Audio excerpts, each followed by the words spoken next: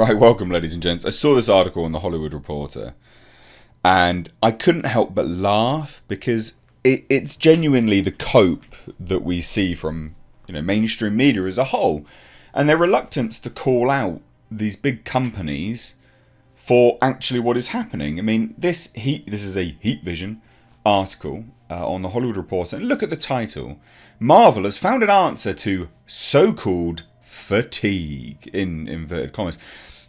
So, I mean, the implication behind the wording of this title is that, hey, there is no fatigue. What are you talking about? Well, no, there is. Everyone's just allergic to garbage, right? Everyone's allergic to crap films. And it's absolutely hilarious to me and you and essentially anyone else that remotely follows this stuff, because you track Marvel, you track Disney, all of these major companies, and you look at the cope that starts coming out from the mainstream media websites that are beholden to these companies and do their bidding when these studios don't make money. First it was the pandemic. Then it was streaming. Now it's so-called fatigue. No, you keep making crap films. Marvel Phase 4 is an unmitigated disaster. It is uninspired trash. Most people know it. In an effort to curry favour with brand new fans, they have distanced themselves from everyone and everything, as well, that made Marvel good up until that point. So I thought this was hilarious, and I thought we'd take a look, because this screams cope, and, well, those are always funny, but it just goes to show that you can't trust these websites, because they will try to spin whatever narrative to show these movie studios in a good light. And this is a bit of an old one, November 25th, granted, but I've only just seen this, and I couldn't help but laugh. So Marvel Studios is here to ring in another holiday with the Guardians of the Galaxy Holiday Special.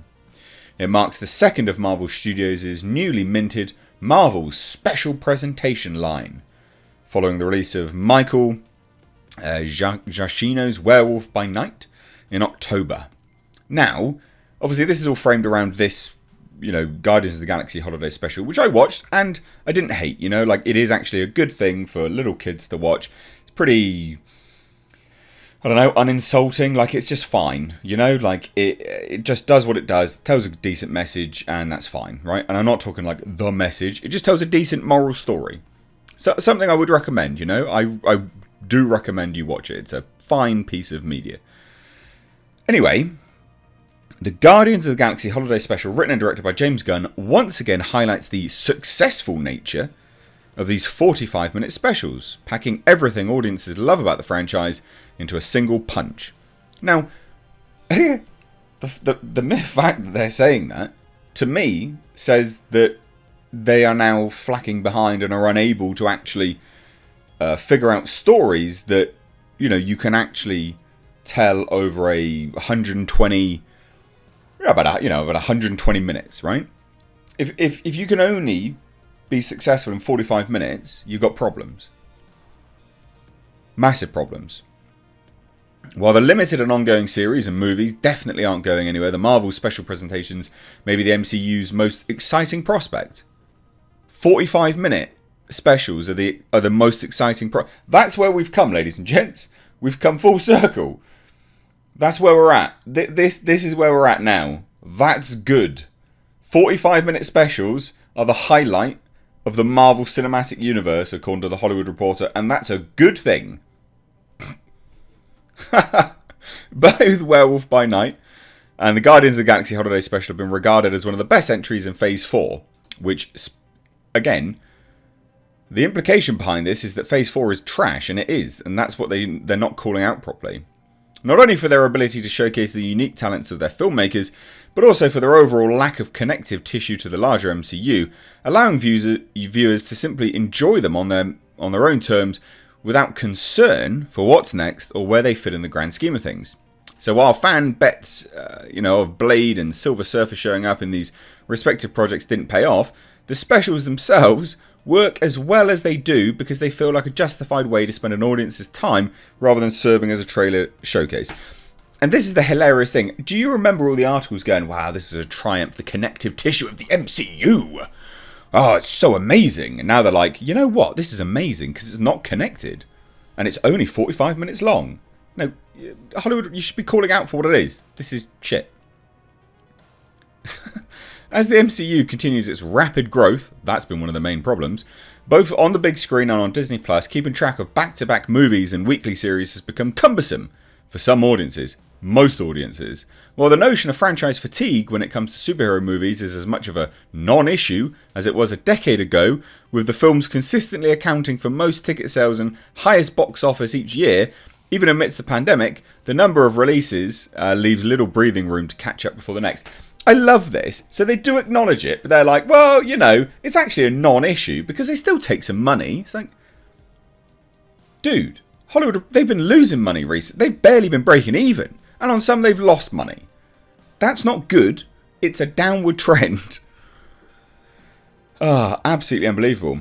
In an August Morning Consult poll found that more US adults are feeling fatigued by the sheer number of releases than they did a year ago, and that's true even of Marvel fans. Given that information, more Marvel special presentations may not seem conducive, but perhaps it's a good idea to reduce the number of series, if not movies, and rethink them as special presentations but then they'll just be connected, and then that won't be what you liked about them.